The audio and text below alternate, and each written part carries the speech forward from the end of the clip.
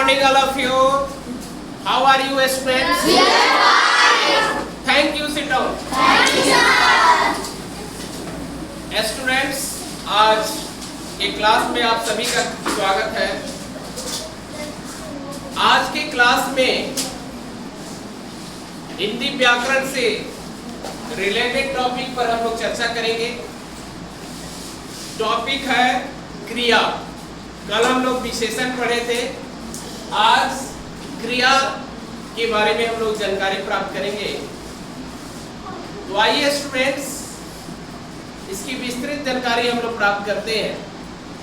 क्रिया, जिसको अंग्रेजी में वर्ब कहा जाता है। क्या कहा जाता है? क्रिया क्या है? क्रिया किसको कहते हैं? तो किसी काम का होना या करना समझा जाए, किसी काम का होना या करना समझा जाए, उसको क्रिया कहा जाता है। क्या कहा जाता है? क्रिया। किसी काम का होना या करना समझा जाए, उसी क्रिया कहते हैं। तो आइए क्रिया की परिभाषा लिखते हैं। क्रिया किसी काम का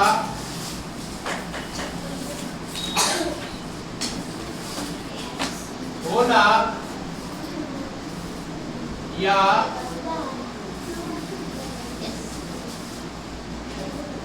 करना समझा जाए, उसे क्रिया कहते हैं।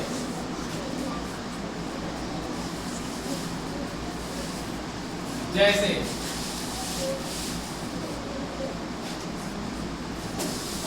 खाना, पीना, देना, लेना, पढ़ना, पढ़ाना, जिसमें ना लगा रहता है, पढ़ना, देना, लेना, खाना, पीना, सोना, क्या है? बोलना, चलना, ये क्या है? क्रिया है। क्या है? क्रिया।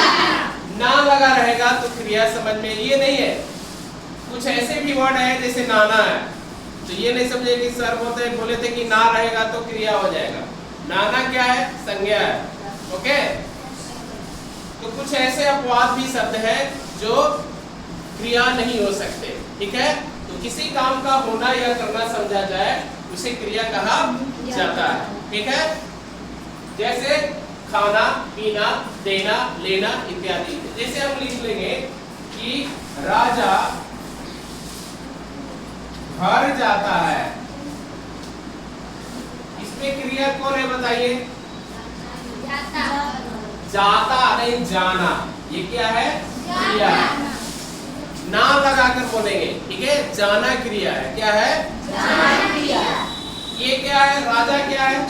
संज्ञा है। बताए थे किसी भी नाम को संज्ञा कहा जाता है, वह व्यक्तिवाचक संज्ञा है।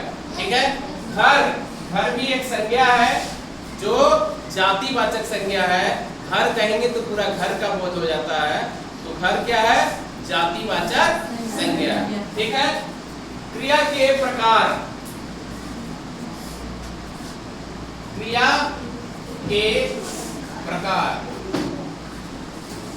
क्रिया दो प्रकार की होती है।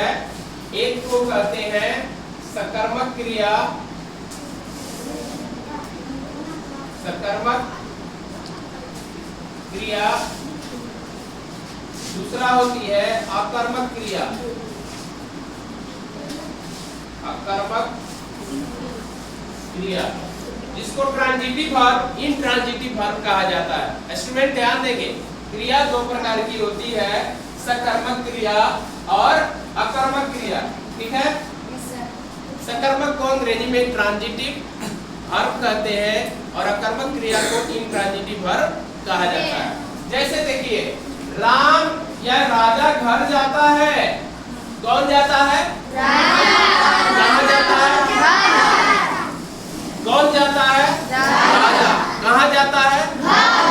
तो अगर कौन क्या लगाकर आंसर अगर प्राप्त हो जाता है, तो वैसी जो क्रिया होगी वह सकर्मक क्रिया होगी। क्या होगी?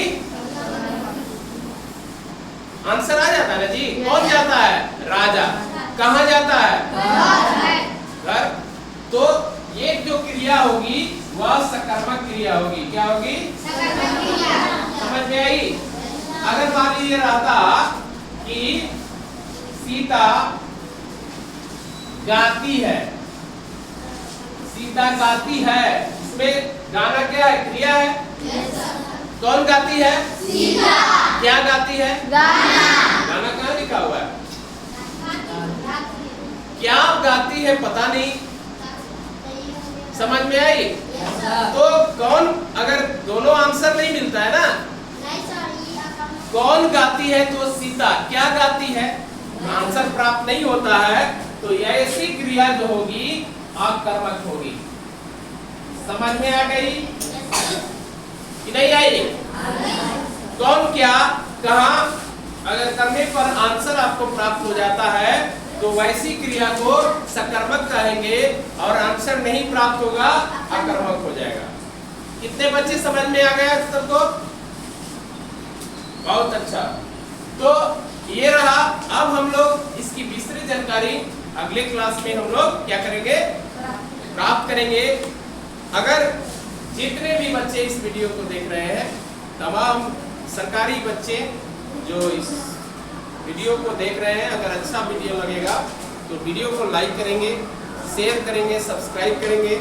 आपके लिए हम गवर्नमेंट स्कूल के बच्चों को, मेरा सपना है कि प्राइवेट स्कूल के बच्चों की अपेक्षा बेहतर से बेहतर शिक्षा दें। हमारा यही उद्देश्य है। मैं विश्वामित्र प्रसाद, मिडिल स्कूल बिरसिंहपुर, कल्याणपुर, समस्तीपुर। बहुत बहुत धन्यवाद।